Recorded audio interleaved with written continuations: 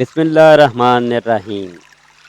شوہر ہو تو ایسا ہو، ایک مرد اور عورت کی شادی ہوئی اور ان کی زندگی ماشاءاللہ خوشیوں سے بری ہوئی تھی۔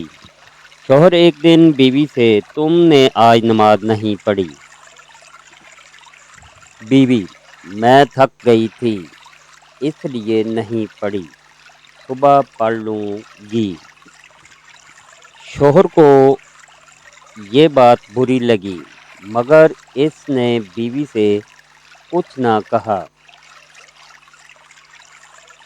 خود نماز پڑھی، تلاوت کی اور سو گیا۔ شوہر دوسرے دن بیوی کے اٹھنے سے پہلے ہی نماز پڑھ کر دفتر کے لیے نکل گیا۔ بیوی اٹھی، شوہر کو نہ پا کر بہت پریشان ہوئی کہ اس سے پہلے ایسا کبھی نہیں ہوا۔ پریشانی کے عالم میں شوہر کو فون کیا لیکن کال اٹینڈ نہیں ہوئی، بار بار کال کی مگر جواب نہیں ملا۔ بیوی کی پریشانی بڑھتی ہی جا رہی تھی کہ کچھ گھنٹے بعد کال کی تو شوہر نے اٹینڈ کی۔ بیوی نے ایک سانس میں نہ جانے کتنے سوال کر دیے۔ کہاں تھے آپ؟ کتنی کال کی میں نے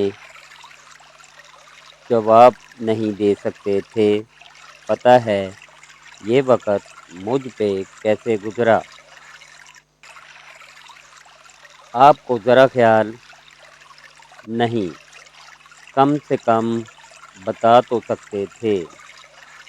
اتنے میں شوہر کی آواز اس کے کانوں میں پڑی کہ تھکا ہوا تھا اس لیے لیٹ گیا تو نیند آ گئی۔ بیوی 2 منٹ کی کال کر کے بتا دیتے تو کتنی تھکاوٹ بڑھ جاتی۔ آپ کو مجھ سے ذرا پیار نہیں؟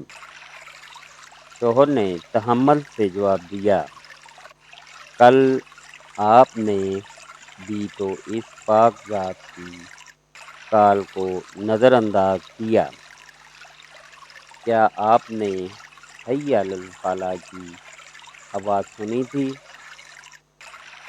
وہ خدا کی کال تھی جو آپ نے تھکاوٹ کی وجہ سے نہیں سنی۔ اس وقت بھی 5 منٹ کی بات تھی۔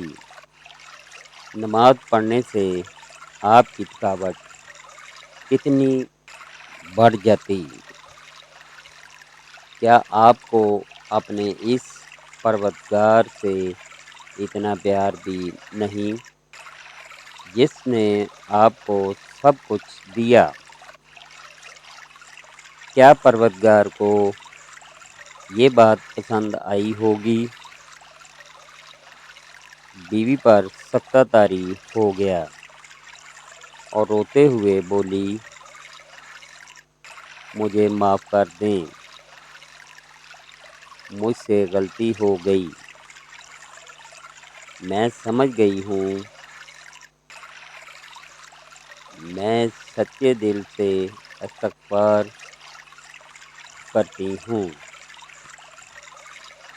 میرے پروردگار مجھے معاف فرمائے گا۔